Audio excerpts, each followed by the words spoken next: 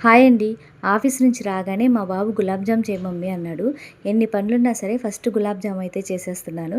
ఎందుకంటే అడిగింది చేయకపోతే వెంటనే వాడు ఇల్లు పీకి పందిరేసేస్తారు. మీరు కూడా మీ పిల్లలకి ఔట్ సైడ్ ఫుడ్ కంటే హోమ్ మేడ్ ఫుడ్‌నే ఎంకరేజ్ చేయండి. ఎందుకంటే వన్స్ ఔట్ సైడ్ ఫుడ్ గాని అలవాటైపోతే హోమ్ మేడ్ ఫుడ్‌ని అస్సలు ఇష్టపడరు. ఇంతలా ఎందుకు చెప్తానంటే ఇంతకుముందు మా బాబుకి కూడా ఎక్కువ ఔట్ సైడ్ ఫుడ్డే అలవాటు ఉండింది. ఆఫీస్ నుంచి రాగానే ఏదైనా చేసి పెట్టు మమ్మీ అంటే నాకు చేసేదానికి ఓపిక లేక ఏదో ఒకటి తెచ్చుకో నాన్న అని చెప్పేదాన్ని. దానివల్ల వాడు ఔట్ సైడ్ ఫుడ్ బాగా అలవాటైపోయాడు. ఇది కరెక్ట్ కాదని నేనే నన్ను చేంజ్ చేసుకున్నాను. అప్పటినుంచి హోమ్ మేడ్ ఫుడ్డే అలవాటు చేశాను. ఫస్ట్‌లో అయితే అసలు ఇది మా బయట ఫుడ్ లాగలేదు మమ్మీ అని అసలు రిఫ్యూజ్ చేసేవాడు తినేదానికి. ఇప్పుడైతే తను అసలు బయట ఫుడ్డే ఇష్టపడట్లేదు. ఎప్పుడో ఏదో అన్నట్టు తింటున్నాడు. హోమ్ మేడ్ ఫుడ్డే ఇష్టంగా తింటూ ఉన్నాడు. ఈవినింగ్ గుడ్లు ఉడకపెట్టేసిపోయాను. ఒక్కరూ తినలేదు.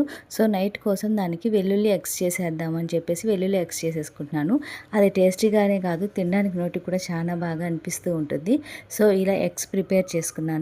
ఈ రోజుకి ఇంతే అండి. Stay with me.